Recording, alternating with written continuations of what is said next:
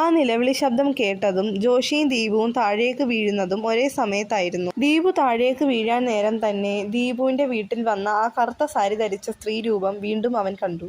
വെളുപ്പിനെ സെക്യൂരിറ്റി വന്ന് രണ്ടുപേരെയും തട്ടി വിളിച്ചപ്പോഴാണ് അവർ ആ 5 സ്റ്റാർ ഹോട്ടലിന് മുമ്പിൽ ബോധം കെട്ട് കിടക്കുകയായിരുന്നു എന്നവരറിയുന്നത്. നിങ്ങൾ ആരാണെന്നും രാത്രിയിൽ എൻ്റെ കണ്ണ് വെട്ടിച്ച് നിങ്ങൾ എങ്ങനെ അകത്തെത്തിയെന്നും എന്തെങ്കിലും മോഷ്ടിക്കാനുള്ള ഉദ്ദേശമാണോ നിങ്ങൾക്കുള്ളതെന്നും സെക്യൂരിറ്റി അവരോടായി ചോദിച്ചു. എന്നാൽ ഞങ്ങളിവിടെ വന്നപ്പോൾ ചേട്ടനെ കണ്ടില്ലായിരുന്നല്ലോ എന്നും ഗേറ്റ് മലക്കെ തുറന്നു കിടക്കുകയായിരുന്നല്ലോ എന്നും അവർ സെക്യൂരിറ്റിയോടായി പറയുന്നത് കേട്ട് സെക്യൂരിറ്റി ആകെ അന്താളിച്ചു നിന്നു. ഇത് കേട്ട സെക്യൂരിറ്റി, നിങ്ങൾക്ക് തലയ്ക്ക് സുഖമില്ലേ എന്നും ഞാൻ ഇന്നലെ മൊത്തവും ഇവിടെ ഒരു ബുക്ക് വായിച്ചുകൊണ്ടിരിക്കുകയായിരുന്നല്ലോ എന്നും നിങ്ങൾ എവിടെയെങ്ങും കണ്ടില്ലായിരുന്നല്ലോ എന്നും സെക്യൂരിറ്റി അവരോട് ചോദിച്ചു.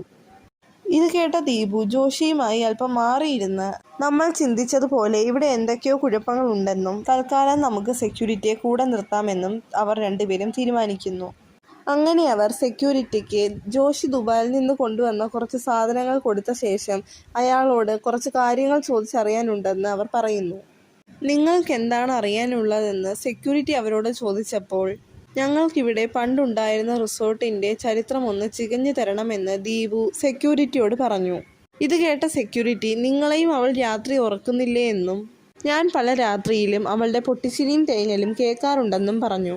ആരാ ചേട്ടാ ഈ അവൾ എന്ന് ദീപു ചോദിച്ചപ്പോൾ അത് പണ്ട് കോളേജ് പിള്ളേർ ഇവിടെ വന്ന് താമസിച്ചിരുന്ന കാലത്ത് അവർ കൊന്നു തള്ളിയ ഒരു പാവം പെണ്ണാണെന്നും അവളുടെ ആത്മാവ് അന്നു മുതൽ ആ പഴയ റിസോർട്ടിൽ അലഞ്ഞു തിരിഞ്ഞ് നടന്നെന്നും അവളെ ഭയന്ന് പിന്നെ ആരും ആ റിസോർട്ടിൽ താമസിക്കാൻ വരാറില്ലെന്നും അതിൻ്റെ പേരുദോഷം മാറ്റാൻ വേണ്ടിയിട്ടാണ് ആ റിസോർട്ട് പൊളിച്ച് ഇവിടെ ഈ 5 സ്റ്റാർ ഹോട്ടൽ പണിഞ്ഞത്.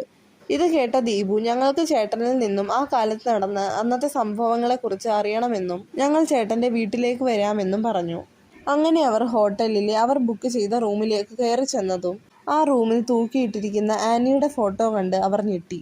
ഈ കഥ എല്ലാവരും ഒന്ന് സബ്സ്ക്രൈബ് ചെയ്ത് സപ്പോർട്ട് ചെയ്യണേ.